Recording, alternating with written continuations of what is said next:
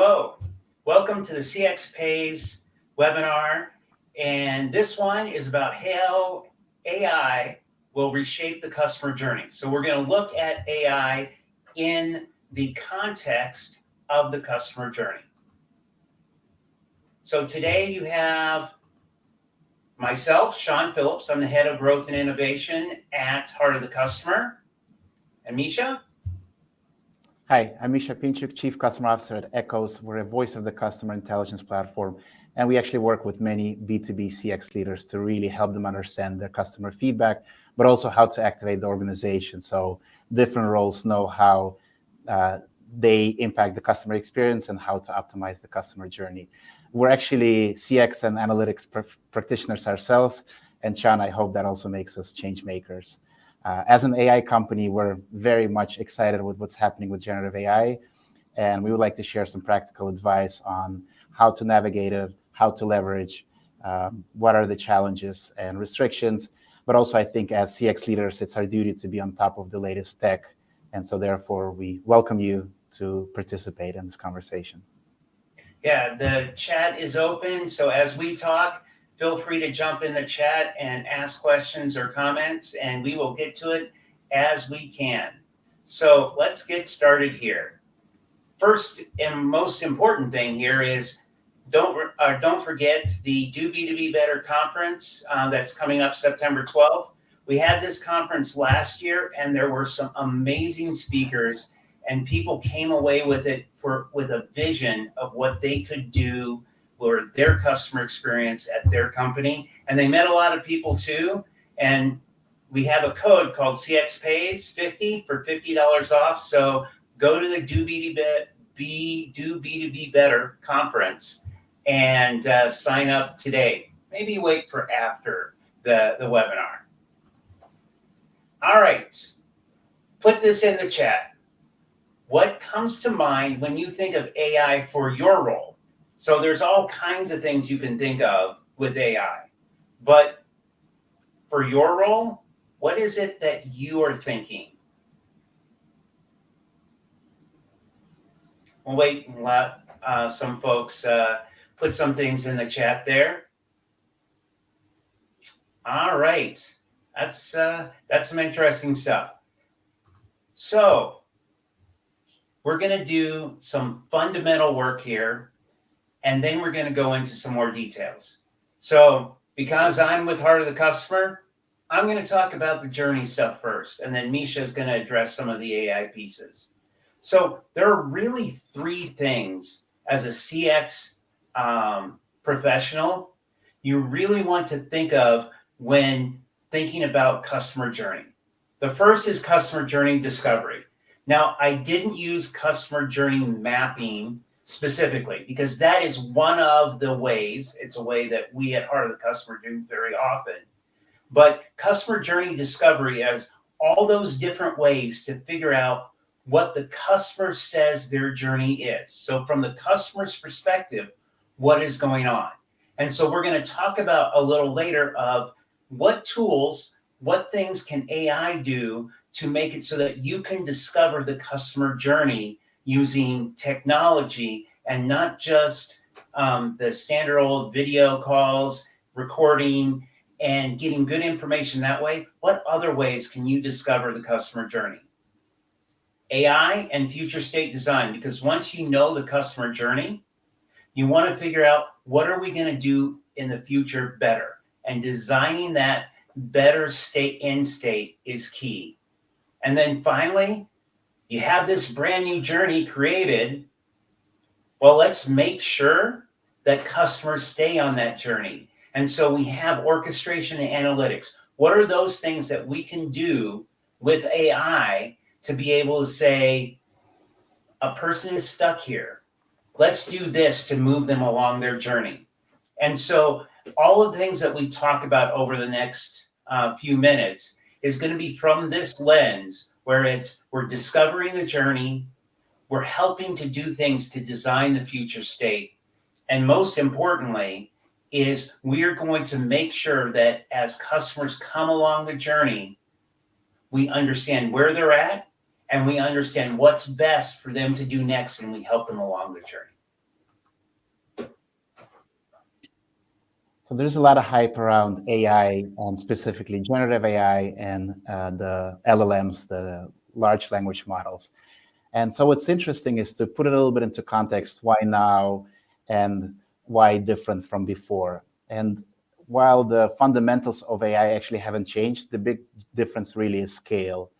And so what's interesting when we look at kind of this good hype that's happening right now, a lot of it goes back to just it's very tangible to the general public. And specifically ChatGPT being that common denominator with their user interface that I hope most of you have already explored and tried. And so that really gives you that simple interaction, that simple experience with this amazing technology. And before, it was typically done through enterprise software or software code. So that's kind of this consumerization of AI in our daily lives. In addition, they also have APIs. So most companies are now building their own API into this amazing tech. And even you and I can build an app and connect to some of this open AI technology. Specifically to kind of why the tech is so groundbreaking, there's really two components to go about that. It's this ability to understand and create, and specifically to understanding what's been happening now is just that you can use kind of the human-like language, that verbatim, to communicate and ask questions. So it becomes very kind of day-to-day feeling. And so that input, again, whether it's a question, whether it's documents, the ability to comprehend significantly improved in the last 6 to 12 months. In addition, when we think of create, that's really creating content. And so most of us have probably already tried creating text, but also being able to write code, create video and audio. So that's been a big step up as well. And throughout this webinar, you'll see that we really like to kind of use this understand and create together as they really go hand in hand. And why we're so excited is just the endless possibilities of finally being really able to understand our customers at scale, but also engage with them in a very new and more personalized way. So what's your favorite thing that you've done with ChatGPT so far, Misha? So it gives me a lot of alternatives to where I already have an idea, and it just helps me kind of promote this curiosity of just elaborating on a topic that I would either like to write about, explore more, etc. And so this is, again, what I think makes humans so amazing. We're creative. We have that kind of complex thinking, and it just helps us sometimes simplify things or elaborate on topics we don't know much about. Yeah, it really helps you kind of go, oh, I didn't know that, or that helps organize my thoughts, and now I can move forward. So it helps me where I might be stuck on something. It gives me prompts to say, oh, this maybe is something, this is a direction I need to go. Now, here's kind of the big slide. You know, there are 900 things on this slide, but we'll go over the slide because this is where we're going to talk through the different use cases that we see. And this is going to be from the different lenses. Now, customer journey discovery, future state design, orchestration analytics. Now, Misha and I arm wrestled. I got to speak to understanding, but he'll jump in here as well because this is probably one of the biggest pieces, the biggest opportunities that we have as CX professionals in the B2B space to make a difference. Now, as far as customer journey discovery, summarizing transcripts, tickets, CRM notes, etc., is one of the most fundamental pieces that speeds things up. I know our analysts are excited because we have chosen a tool. It's one of 4,000 tools that are out there right now. But we've chosen a tool because what we're able to do is we're able to talk to a person, 45-minute interview, and instead of our analysts spending an hour and a half working through the interview and going, okay, here are the themes, here are the tags that we've been able to do. What we've started to do is in tandem, put it through this AI model that what it does, it says, here's the summary of what people talked about. Here's what person one said. Here's what person two said. And it's able for us to go ahead and say, this is what happened in there, and here are the notes. Another thing is you have people making calls. So call center agents, so often they'll get off the phone and then they'll type in their notes. And those notes, as one who's tried over and over again to get good data from those notes, are not the greatest. And sometimes they're forgotten. But with these tools, you can actually summarize those things and be able to see what's going on. And for us at Heart of the Customer, Heart's in the name, one of the things that we love is the fact that the new tools are very strong and getting better at understanding emotions, understanding intent.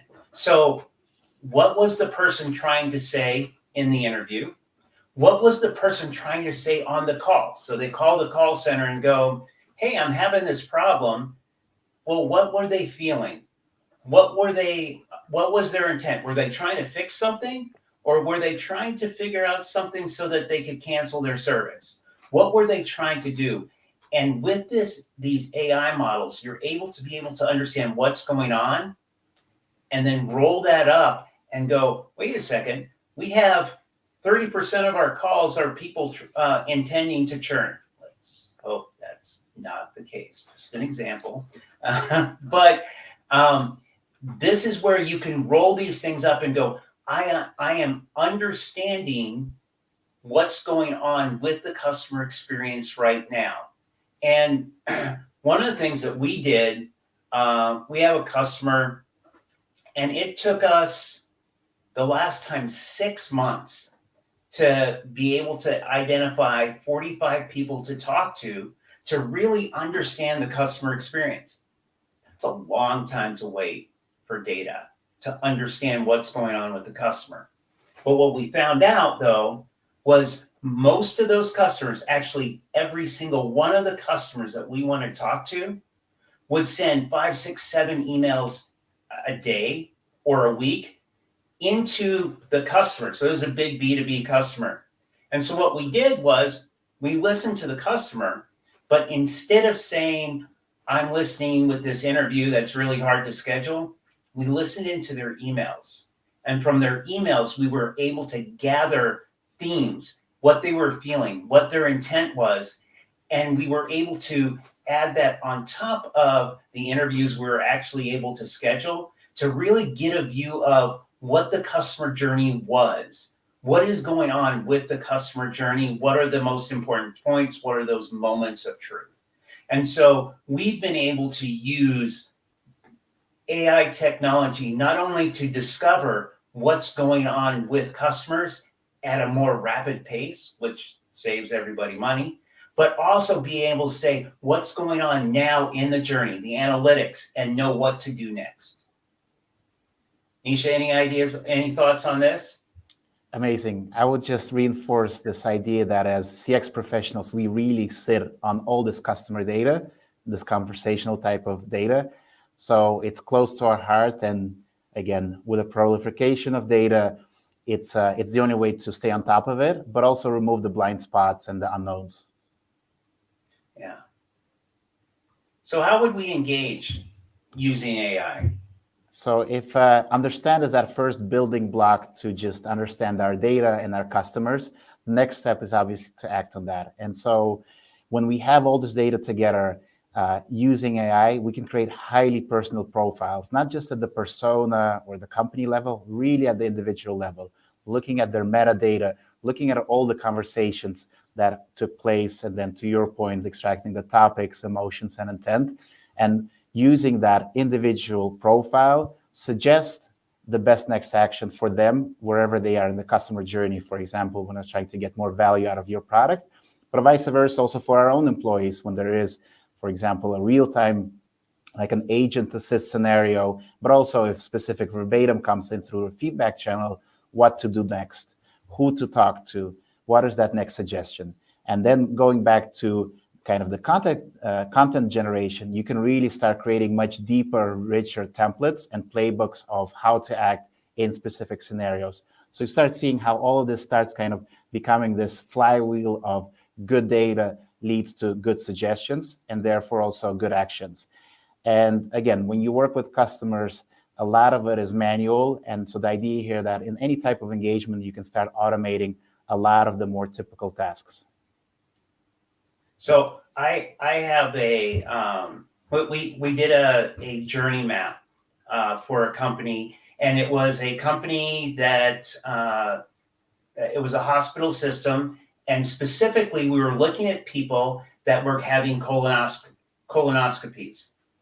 Best procedure ever, maybe. But what we found out is if people came in and they were confident, their journey went really well. If they came in anxious, they were anxious throughout, and it was a horrible experience. But what's great is if you can identify in the scheduling call, in the doctor's notes ahead of time that a person is anxious, you should be able to then, when a customer gets their email saying you're scheduled for your colonoscopy, what we did is we redesigned the journey and said, for customers who are confident, we tell them, show up at this address, go to this place, and it's at this time. For people that are anxious, we will send them an email 3 days ahead of time. We will give them more instructions on how to find things, even where to park, because sometimes parking is a place that is tough. And so what we're able to do is if we identify somebody's anxious, we design the journey then to be able to do this. And I just got back from a road trip across the middle of the country. And what I did was I said, I'm going to be making stops in these cities. I want to have things to do. I did a drive-in outside of Memphis, Tennessee, and ChatGPT gave me, this is the experience. And basically I was able to say, because I'm this type of traveler, interested in this type of things, give me the information. The same thing can happen with the anxious person. So instead of creating the standard form letter for the confident person and the anxious person, you can have your AI say, this is an anxious person. Let's send them this information, customized to who they are and their needs. And even B2B customers have emotions. Yes, even B2B customers have emotions. Great. And that brings us to kind of the next building block is insight intelligence. And I think every CX leader is just expected to be data-driven, not only to drive consensus across the company, find that alignment, but simply just to be reporting on accurate data, make sure it's trustworthy, and therefore use that for your decision making. So specifically with AI, what the most amazing effects that we're seeing is just that any type of analysis that, to your point, took sometimes days, weeks to get done, the speed to insight is just instant. And another thing to really consider is just what we do with the typical BI and reporting, where you kind of look at your dashboards, you look at your visuals, and then trying to craft a story. Generative AI actually is able to do that. So if the data is right, it will actually write that very prescriptive narrative that you can then use for your executive reporting, for the storytelling, and that is extremely powerful, where you're not the one looking for the nuggets. It actually tells you the story with your data. Obviously, predictive analytics continues to be a big thing. And again, the better the data, the better the analysis, the better the outcomes. And the last thing just that is very kind of close to our heart at Echoes is that the data and the insights are reliable, because we know that AI is not perfect. We know companies like to have their own models, their own topics. And so this is the idea that you should always still have this human in the loop ability with whatever tool you're using, whatever kind of work you're trying to do, is that it is relevant to your organization and that the insights you create are also relevant to the different teams. And so that's a big thing that you can now kind of have best of both using the AI as well as the human in the loop. And I think that's a super important message here, is that the human needs to be in the loop, because the humans, AI isn't a point where they can just take over the world quite yet, but the human in the loop makes it so that the AI can be smarter, but it's also the human that can give it a more human feel and make sure that what is going on, how you're reacting to customers has that more human intelligence that is part of it. But AI doesn't get you over the finish line. You still have to do it, but it helps a lot. It makes the lifting easier. I kind of see AI as one of those exoskeletons. You're still doing the moving, but it's helping you move and lift and get forward faster. Oh, anything Next else? analogy. No, this Thank is you. great. Thank you very much. It's the idea is that we can now finally make sense of the entire customer journey, really pick up every signal at every touch point, and therefore also enable every team, which is important as a CX leader since it's often a small team and therefore really enable the organization. So one of my favorite pieces, now I'm going to preface this by saying I'm a lifelong geek.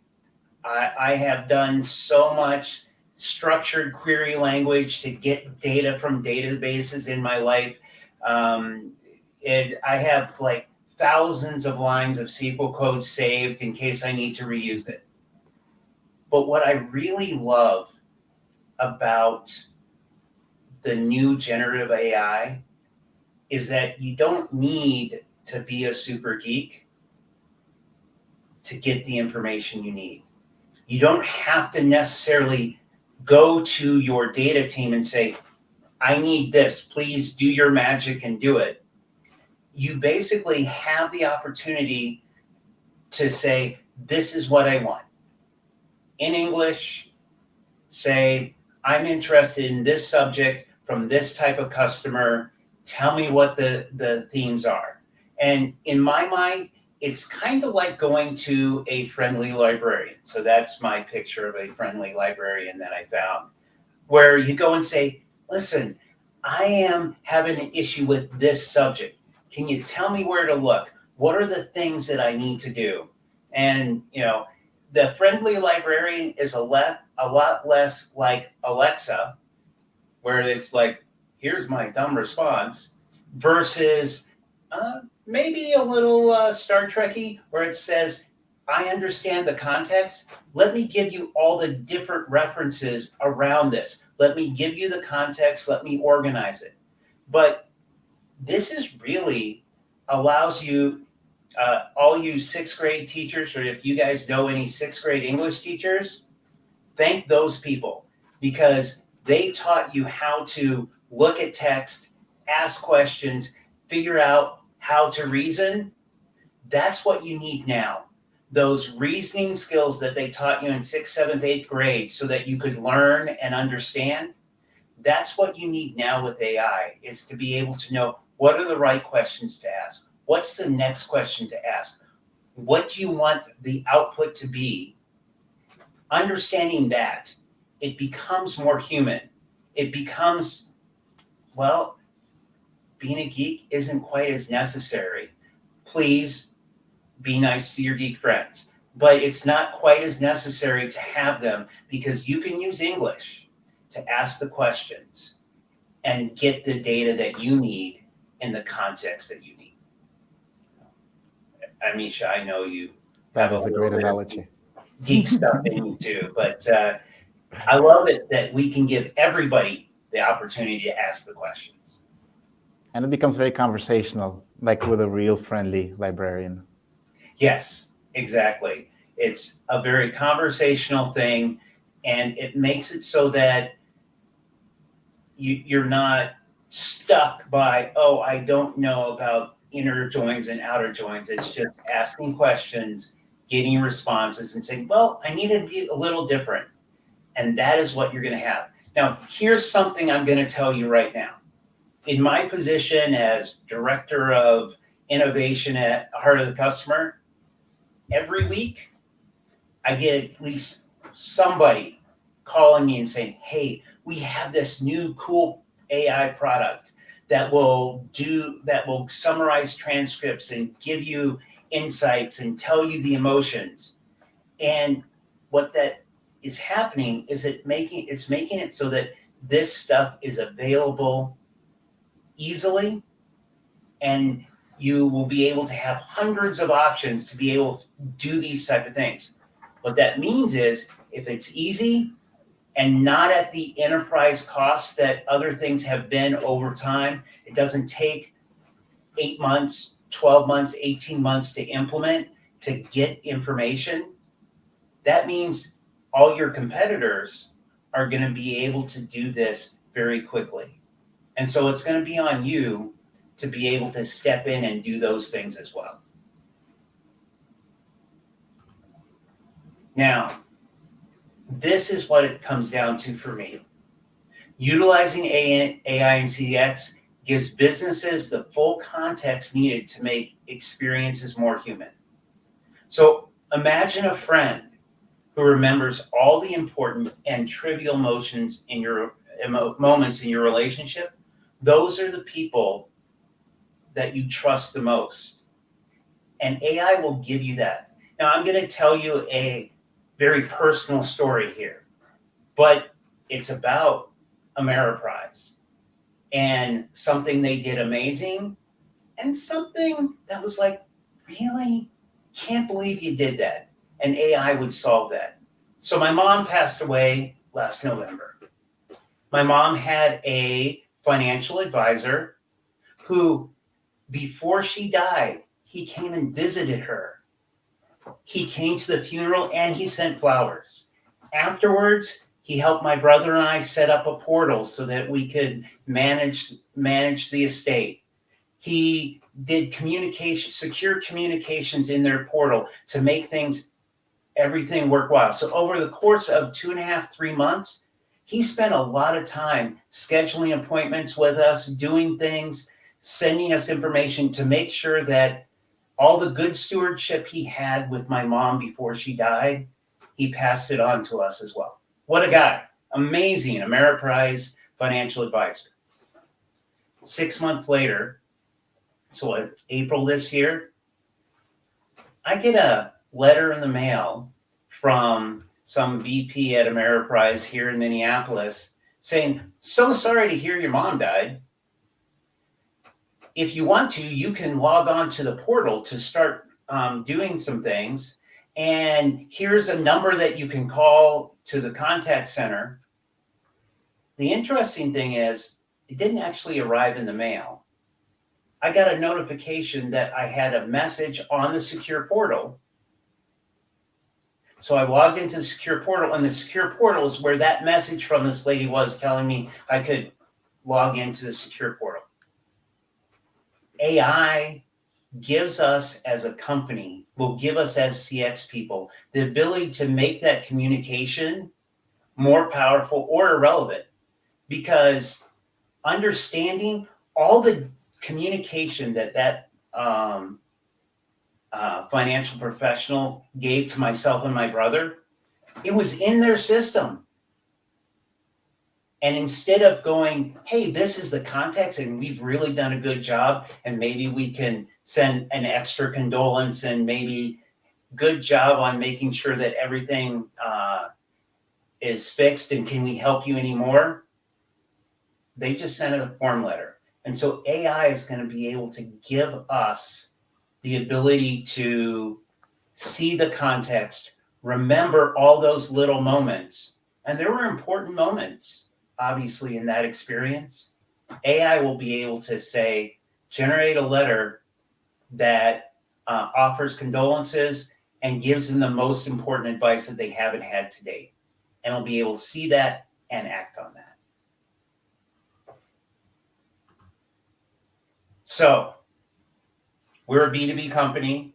Well, we do B2B, we do B2C, but our conference is Do B2B Better, September 12th. And so one of the things that we run into over and over again is trying to understand who my customers are. Because in B2B customer relationships, they're complex. Knowing who the different roles are at our customer, who's the decision maker, Who's the C-suite person? Who are the daily users of my system? Who are receiving my orders? Who are making my orders? Who's paying the bills? Understanding all of that is complex. And if you work at a B2B company, you will know the accuracy in your CRM of who these people are is low. I just did a test of from a company. We sent out a relationship survey. 11% of the emails bounced back because they were wrong. We don't even know if they were the right type of contact, but we know the emails were wrong. Now, one thing that we can do with AI, though, is AI can identify the roles based on the customer behavior. So if somebody's sending an email and making orders over the course of 6 months, guess what? That person is an order person. If somebody is complaining because delivery wasn't received, well, that person's concerned with delivery. And you can do that by looking at call center logs, emails, orders, who's signing the contracts, and who's involved, who are the contacts with those contracts. And so what we're able to do is look and say, this is what our customers are doing. And based on what they're doing, this is what their role is. And so we now on the verge of being able to do this. Now, I have seen a couple vendors out there who actually tie Salesforce or different CRMs to the emails coming in, and they're able to start to log those type of things and understand, is this person frustrated? Is this person happy? Do they want to buy more? They're able to do that because they're able to take various sources, understand the intent, understand the emotion, and attach it to the customer, and then even add the role. Now, I know it's kind of a holy grail, but it's something that we can start to do now, because if you can figure out what the emotion is, if you can figure out what the intent is, you certainly can figure out, are they ordering? Are they complaining? What are they doing?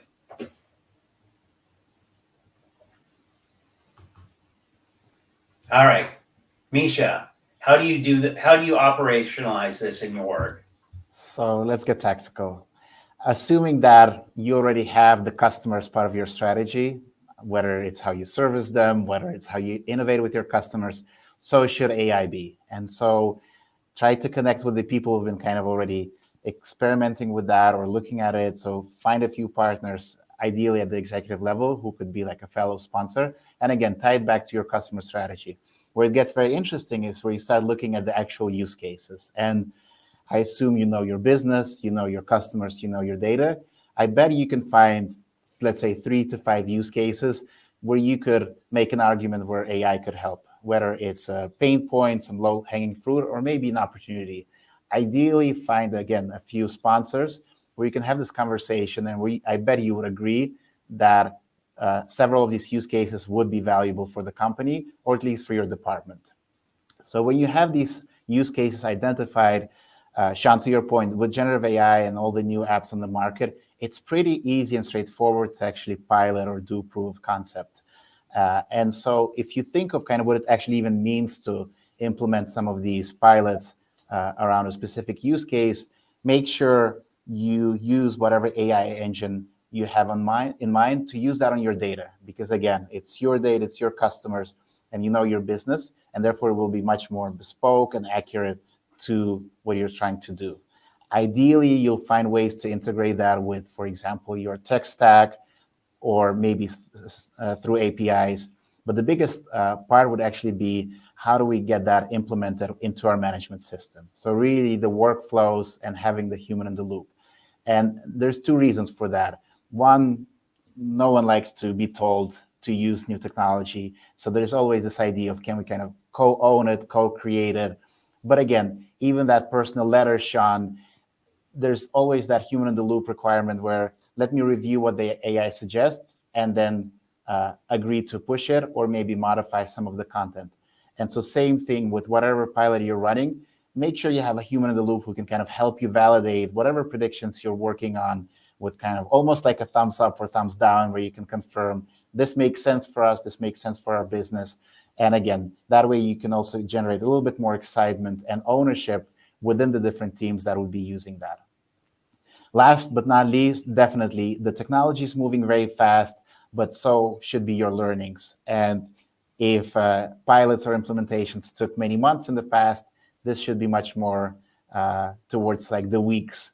And what I mean by that is that now you can actually continuously learn and iterate, and this should be essentially fast to adjust, fast to cancel or change, etc. And so that way, this becomes much more of this kind of learning ecosystem where the company is engaged and you're seeing the benefits much faster than what you would in the past. Yeah, that's one of the biggest things that I love about this is that you're not looking at, hey, I have to set up a server farm and we have to integrate with 87,000 different things. Sure, there's data involved and you have to do some integration, but you're talking weeks and not months and years. And it's just extraordinary how powerful that is. And so hopefully we're not just CX leaders, but actual change makers. And as I said before, I think it's a responsibility for everyone to be on top of what's actually happening, because if you wait, you'll be left behind. And I'm talking about months, as these things really change almost every 2 to 4 weeks. And ideally, that also just helps you future-proof your career. And so kind of the first advice would be stay in the loop. There's so much good content on LinkedIn, on Twitter, consultancies that publish the latest and greatest. And so just read on it, see how it would apply to your role, your company, and again, try it out. And so, for example, just the same thing that we were talking about ChatGPT, of learning how to ask better questions, really improving your prompt engineering. Same thing with any tools or apps.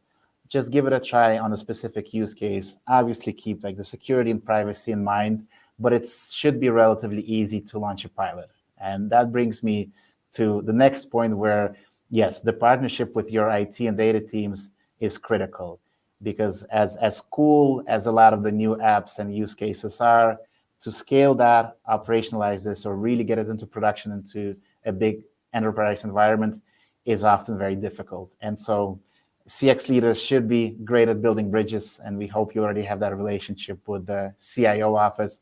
But really start these relationships and conversations now, because if you do want to convert a pilot or a proof of concept into something that would make sense for the company, you'll need their help. And also the human aspect. It is change management.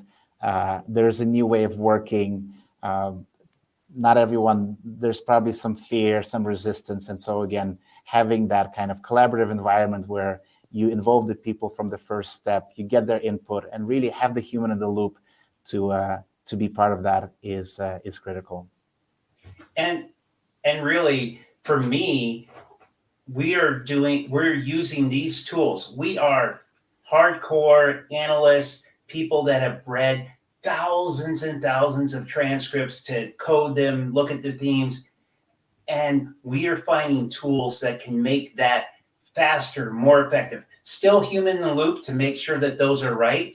But what that's making is our projects can go faster. We can get to insights much quicker so that people can make changes and improve the customer experience. And one of the things that I absolutely love is we have the ability, and we're starting to do it, to put in our data. Heart of the Customer has hundreds, maybe even thousands of blog posts and white papers. And we do research all the time. And what we're starting to do is pull that into our data lake. That might be a little ambitious, but we're bringing that in so that we can say, what are the benefits of doing emotional or star? Give me examples from the customers that we've done this for, so that we can start enabling our analysts and our strategists to take advantage of the amazing amount of work that we've done over the last 10 years at Heart of the Customer, including the things that came out at the B2B conference last year and what's coming up this year. And so there are easy tools that you can, if you spend a little bit of time with, you can start seeing impact quickly. And that's our message.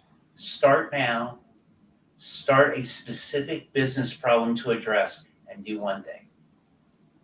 If you have questions, you can get a hold of Misha and I on LinkedIn, but start right now. It is not as hard as you might think.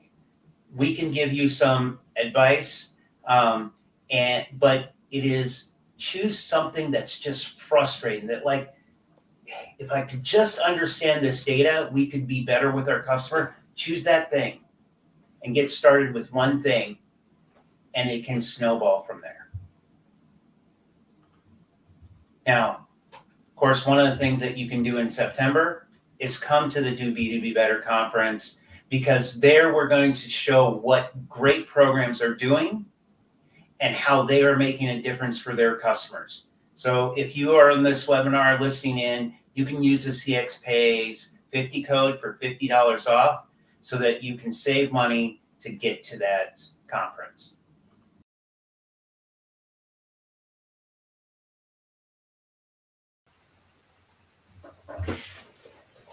Well, I hope you guys enjoyed what we've been saying so far.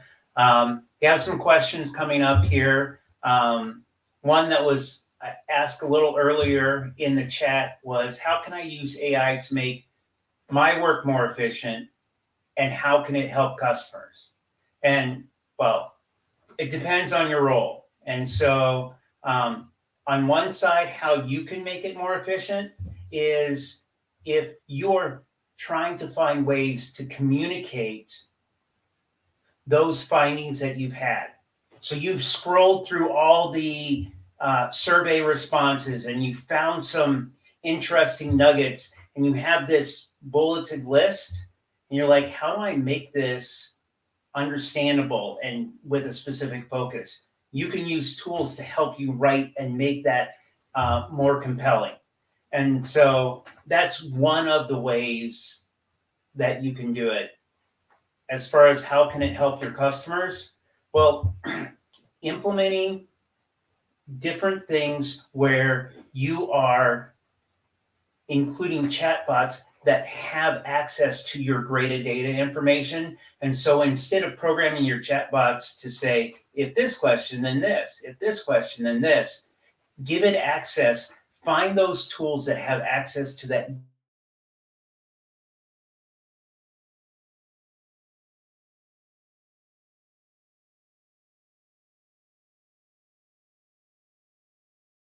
like this.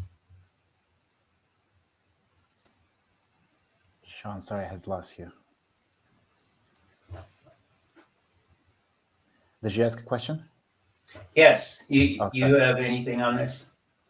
Yeah. And I think, Alicia, at least your role seems to be customer success related.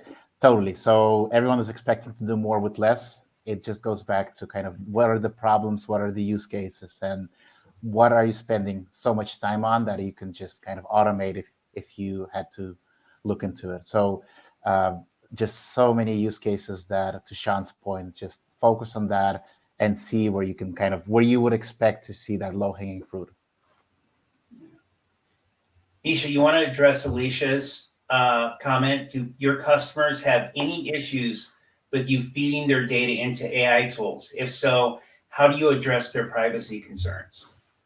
Absolutely. So that's a really important one. And this is where everyone is kind of looking into what you can do in the OpenAI public domain versus any of these tools that use the API. So first things first, absolutely don't use any of the kind of the ChatGPT interface for any company or organization related data.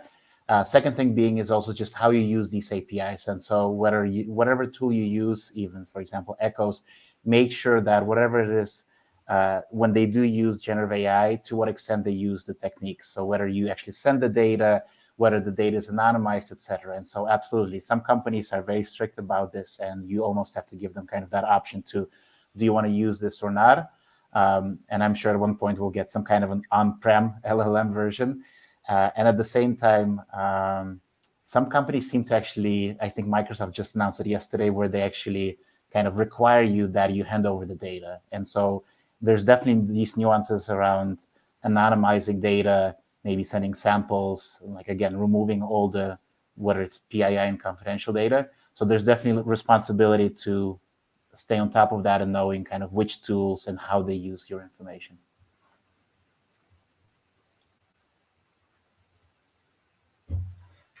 So I like Tim's comment, the right questions necessary to avoid garbage in, garbage out. That is certainly an art form to be able to start learning what are the right questions, what are the things that you need to ask. And so there are a lot of places that you go out, but knowing your customers helps you then be able to ask the right questions to learn more. And so heart of the customer, we are always preaching that talk to your customers, whether it's interviews, surveys, listening in, talk to your customers, because the more you know, the better able you will be to ask the right questions so you get the good information out of these tools. And maybe just to add on is, again, keep trying it, keep learning from how you structure these questions, almost create your own playbook, actually, what these good questions are, again, whether it's for these interviews or whether when you use generative AI. And then also make it a habit. Even I'm guilty that some days I feel lazy and I just don't use it. Whereas I think it's almost a requirement that we make a habit how we work with AI. And so it becomes much more of a weekly or even a daily thing in our lives. And probably the last thing that I'd say to that is kind of like my thousands of lines of structured query language that I have saved out in case I ever need to query a database ever again. When you have successful results from queries and questions and prompts that you use, save those, because you can then reuse them. Because unlike AI, sometimes we might forget things. And so write them down or put them somewhere where AI can find them and say, tell me my most successful queries, whatever it is. But I appreciate you guys joining us. Misha and I appreciate you listening in, because this is something that is such an opportunity for those of us in CX to really make a difference with customers and kind of bring that human element in so that you can understand the full context and act on that rather than acting with blind spots. And Sean, I think we're getting one from Eric. Oh, excellent. Eric. Eric, so this is kind of what I would call the next best action for employees, where you do kind of have to make that informed decision on what to do with specific feedback. And it's exactly this idea of, one, like, who should you even route this to? What is that initial acknowledgement of just this feedback?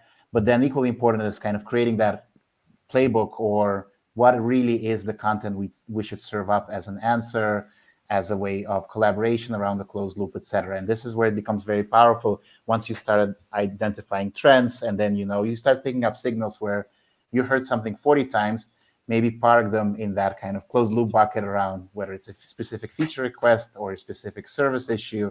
And then even better, use that information to go back to them and really emphasize this idea of, we've heard you, you were not the only one, and this is the solution that we are working towards to.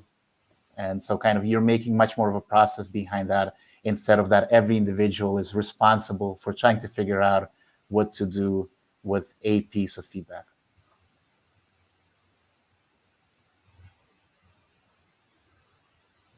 All right. Do we have another question coming in here?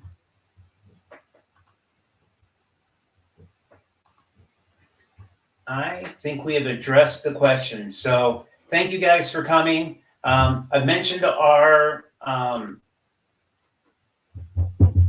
conference coming up September 12th. We're going to bring some people in that know things about this that can help bring more light to this. So feel free to come, and thanks for listening in. Have a good day.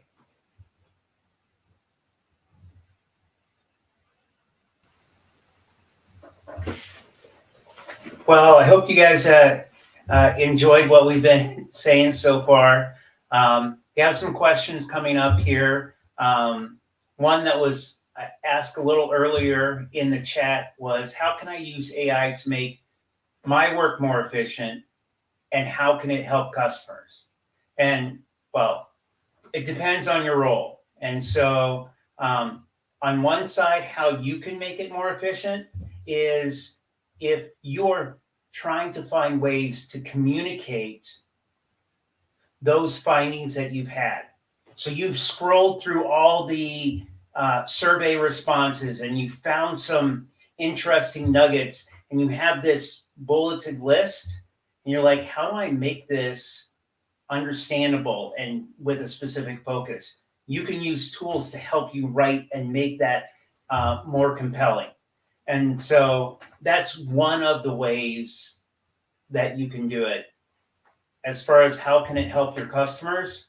Well, implementing different things where you are including chatbots that have access to your great data information. And so instead of programming your chatbots to say, if this question, then this, if this question, then this, give it access. Find those tools that have access to that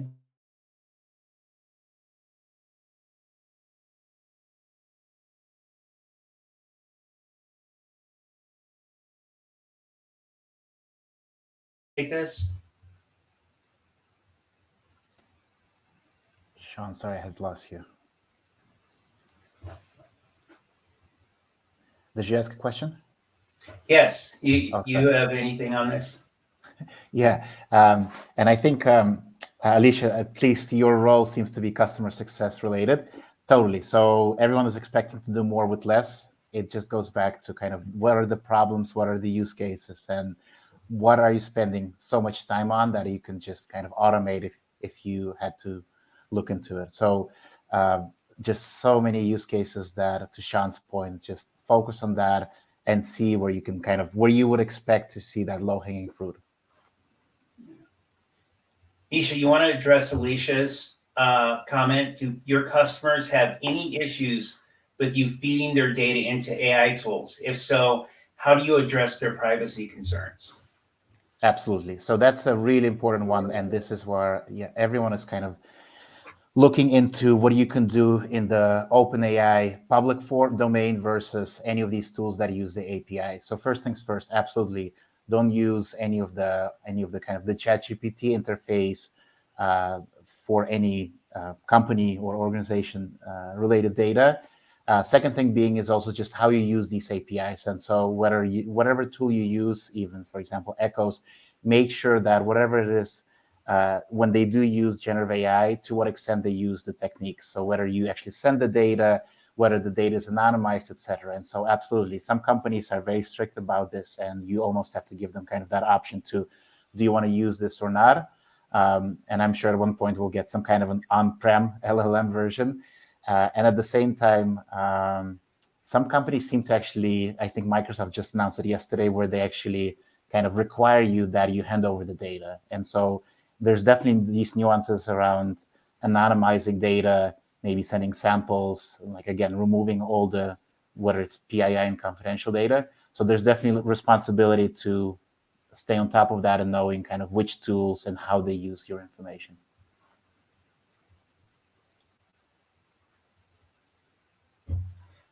So I like Tim's comment, the right question is necessary to avoid garbage in, garbage out. That is certainly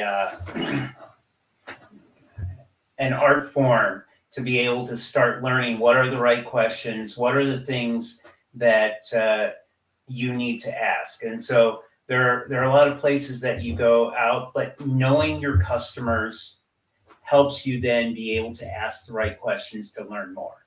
And so, heart of the customer, we are always preaching that talk to your customers, whether it's interviews, surveys, listening in, talk to your customers, because the more you know, the better able you will be to ask the right questions so you get the good information out of these tools. And maybe just to add on is, again, keep trying it, keep learning from how you structure these questions, almost create your own playbook, actually, what these good questions are, again, whether it's for these interviews or whether when you use generative AI. And then also make it a habit. Even I'm guilty that some days I feel lazy and I just don't use it. Whereas I think it's almost a requirement that we make a habit how we work with AI.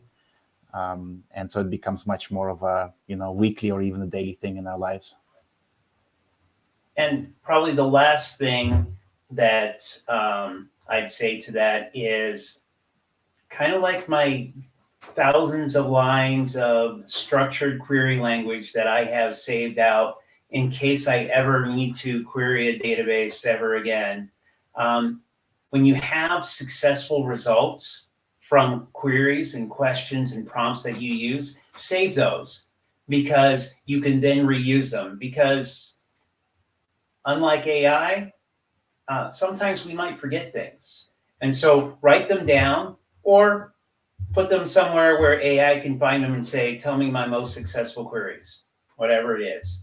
But I appreciate you guys joining us. Misha and I appreciate you listening in, because this is something that is such an opportunity for those of us in CX to really make a difference with customers and kind of bring that human element in so that you can understand the full context and act on that rather than acting with blind spots.